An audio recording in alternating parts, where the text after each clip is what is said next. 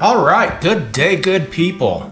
So, we're still back working on the 1236 John boat, and just sitting there going, what else can I pack into this thing? You know, it's such a large craft, we ought to be able to put everything we want to put in it, right? So, I decided it needs a rod locker. Yeah, 12-foot John boat with a rod locker. I think we can fit one in there, and by God, we're going to give it a try, and I'm going to bring you along with us. So, what we're doing here is I've got this nice long space right up through here that I think we can put some rod tubes in. Put a bulkhead right here for the tubes to sit in. Reel seats and reels can set back into here. We'll have a flip hatch on it, and that'll still leave me this cabin section back here for co-anglers and me to stand and drive. That should give me about 6 foot, 6'6", something like that. Maybe more worth of rods, and most of my rods are 6 foot, 6'6", so I think it'll work out perfect, and I think we're going to be able to slam 5 of them in there. So, bear with me, it takes time, and I'm giving her all I got with the limited time I've got to work on things, and I'm bringing you along with me. So, with all that said, let's get started. Off camera, we started out and put this edge along here, which that'll give me a nice square in here for the hatch. Otherwise, I would have had a bowed side over here to deal with, so I straightened it all up, tied it in here, tied it in over there, tied it in over there, and it really made for a solid connection. I'm still going to put some drop legs down here to support the skin that's going in here ultimately, but for right now, that's what I did in order to get ready for the hatch that's going to go for the rod locker.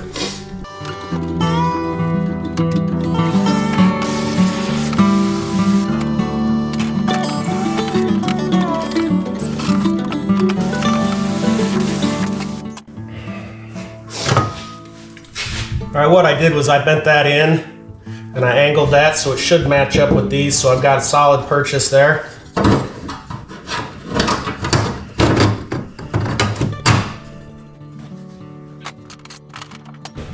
Holy cow, I just realized you guys have got the worst seat in the house. Let's move you around a little bit. There you go. That's better.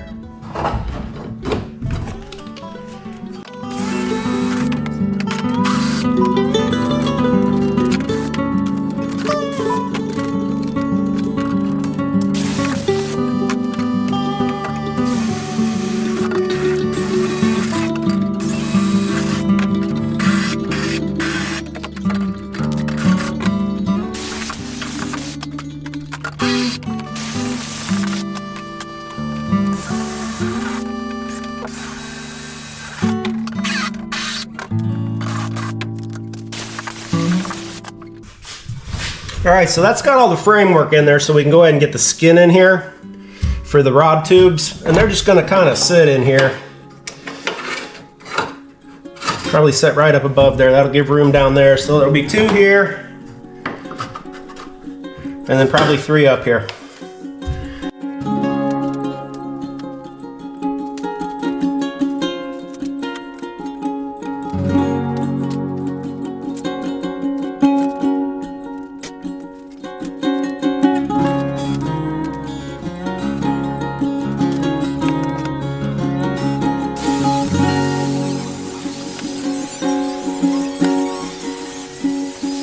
Alright, let's get her in there.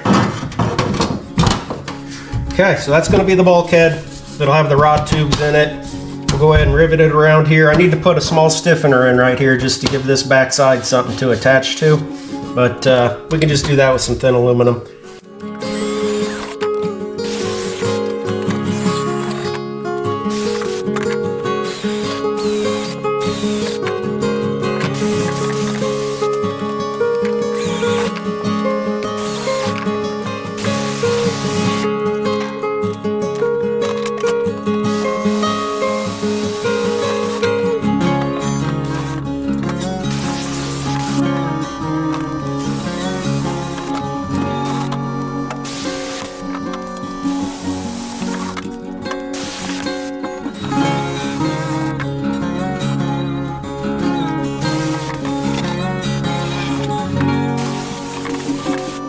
Three days later.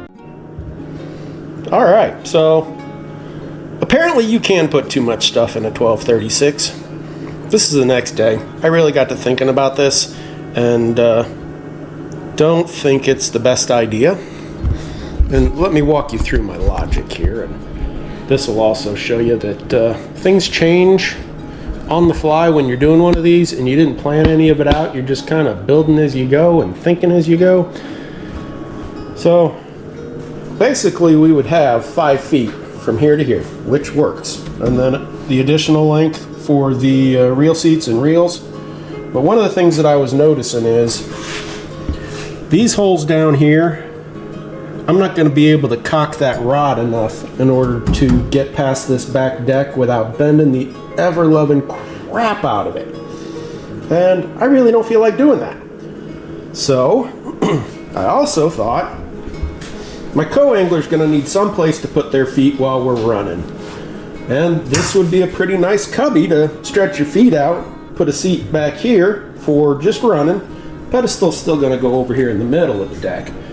But that'll give them a little bit of leg room while they're sitting down and we're running the rivers. Anyways, so I had several people asking me while I'm building this, are you going to put a live well in that boat? And I said, oh hell no, it's a 12-footer. Doesn't need a live well. We can just throw a stringer off the side or put a fish basket in. Guess what? I think we're going to put a live well in. And I think it's going to be sweet. So I'm looking at this compartment right here. I can take that live well clear over to this foam back here, and that will give us a rather nice live well, maybe 8 gallons, just a guess. Gonna go ahead and put the hatch right here. This will all be covered with aluminum, so that way I don't have to worry about slosh and splash. Hatch right here. And there are a few things that have come about from this. I did not account for a live well. I do not have any drain lines or any way to run them up underneath. So that's pretty much going to be a problem for another day. May not need to even put a drain in it. We'll just fill it up and then siphon it out once we get done fishing and put an aerator in it. It'll work fine. Is it perfect? No. But with what we have to work with, I think it's the best option. So we're going to go ahead and build this live well. I'm not going to buy one. I'm not going to get one prefabbed. We're just going to build one. And I'll take you along on that journey. So let's get into it.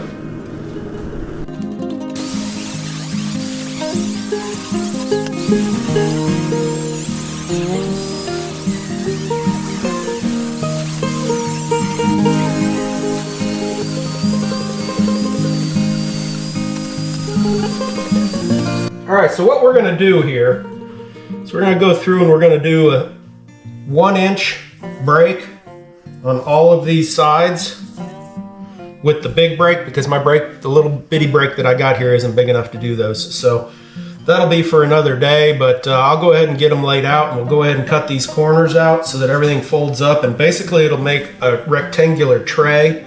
I'm going to go ahead and get those built so that this is the longest vertical side. So I'm going to go ahead and break it the size that I think the live well is going to be, and then we can go ahead and do a test fit before we build the whole thing, just to make sure once we get the live well built out here that we can get it slid into place.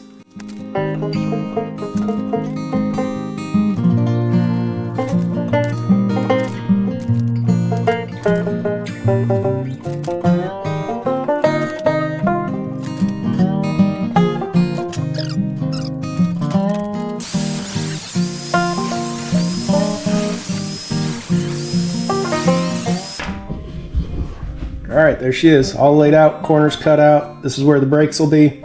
And boom, there you go. We got her all bent up. Let's just see how she fits, shall we? Once again, I did the verticals just because I've got to be able to get this whole live well slipped in underneath that structure. So let's see if we can get her in there. Basically, the live well is going to be sitting like this, so I got to be able to get this whole box in here. And it is doable, but probably a little too tight. We're going to take about a 1/4 inch off of this one, re-break that edge, and build the rest of them that way. So let's go ahead and get the rest of the sides cut.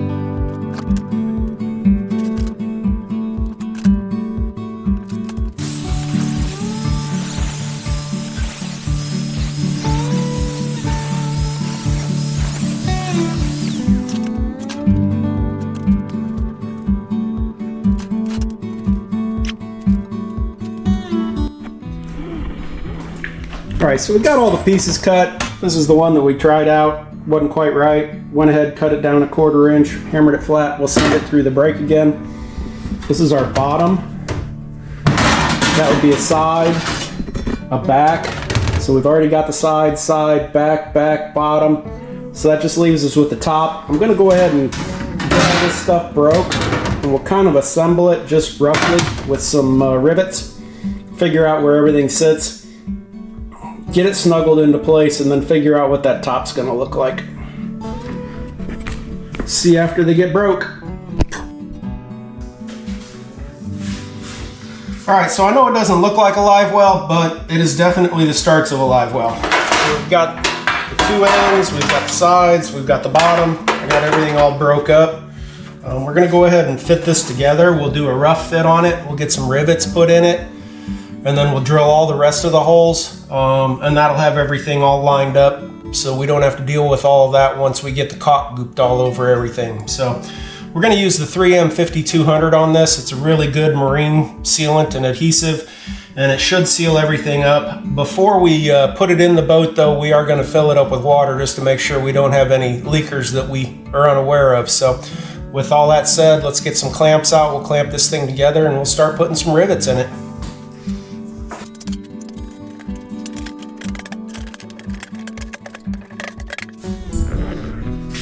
Now, if you'll notice, we do have some gaps in there, but once we go through with the clamps and draw everything up, it should tighten those right up, and we'll throw some rivets in there to hold them in place while we drill all the rest of the holes for the rest of the rivets.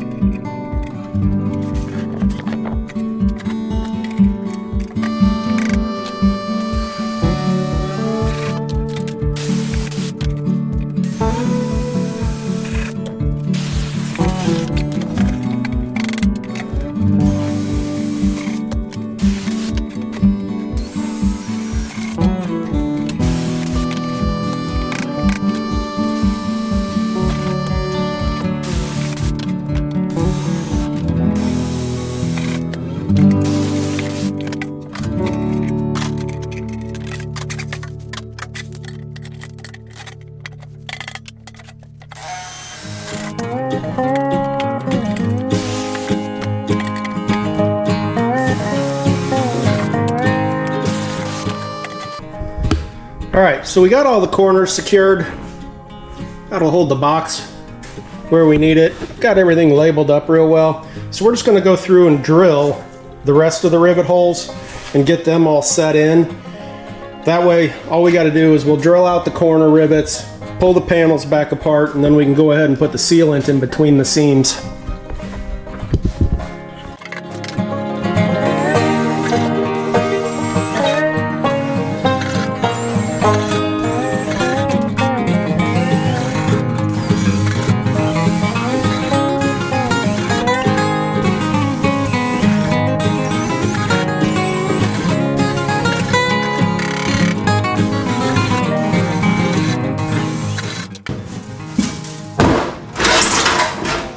Ta-da!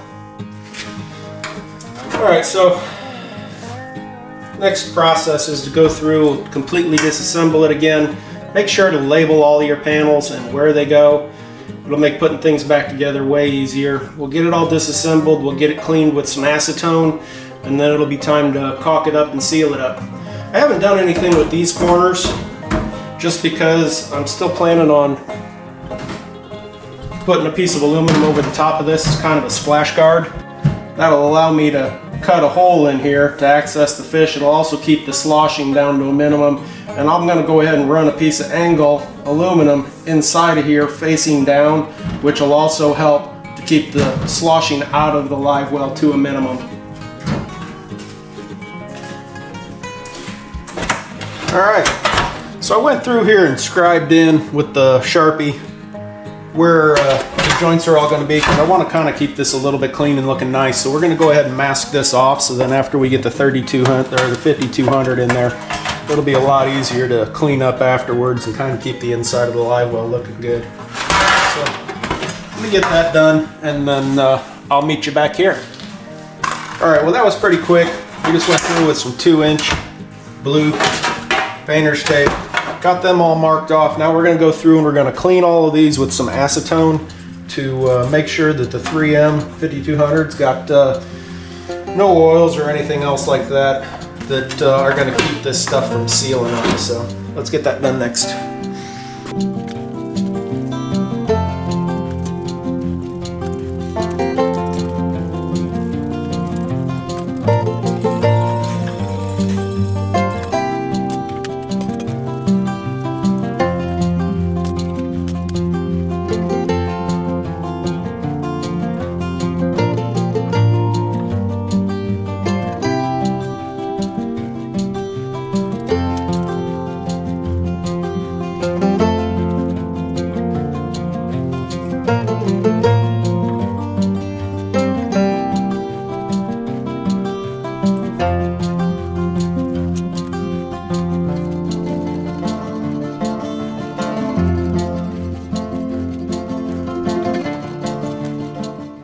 What we're going to be using for this is a blind rivet. So if you'll notice, it doesn't have the pin exposed. It's actually got a sealed end on it. So with that sealed end, it'll keep any water infiltration happening in between those two joints. So it'll help with keeping all the water in the tank, because it's just one solid blind rivet.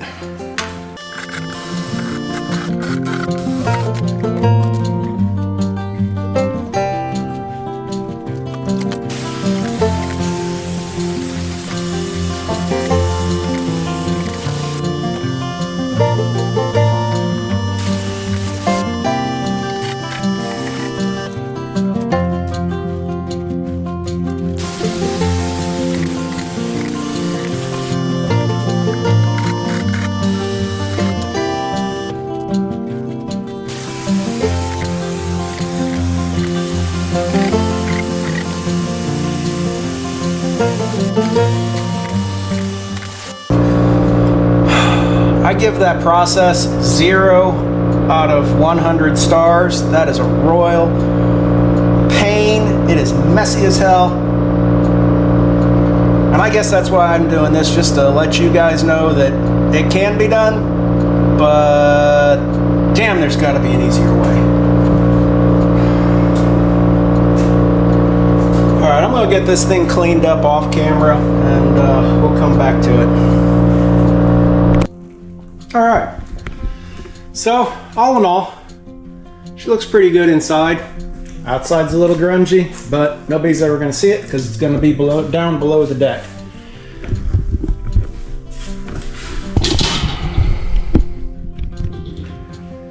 So now we have the heart to heart. I would not recommend that. It is possible. And we still don't even know if this thing's going to even hold water. But that was a lot of work, a lot of mess, a royal pain, and very trying on my patience level, I will say. So we'll give this thing a couple of days to cure out. We'll put some water in it and see if it was just a big damn waste of time. The 5200, you need to get it off while it's still wet. Use acetone. If you don't get it off while it's still wet, after it's cured out, it will become permanent. There is no removal. So just keep that in mind. If you've got areas you want to clean them now. Because once they set, they're set.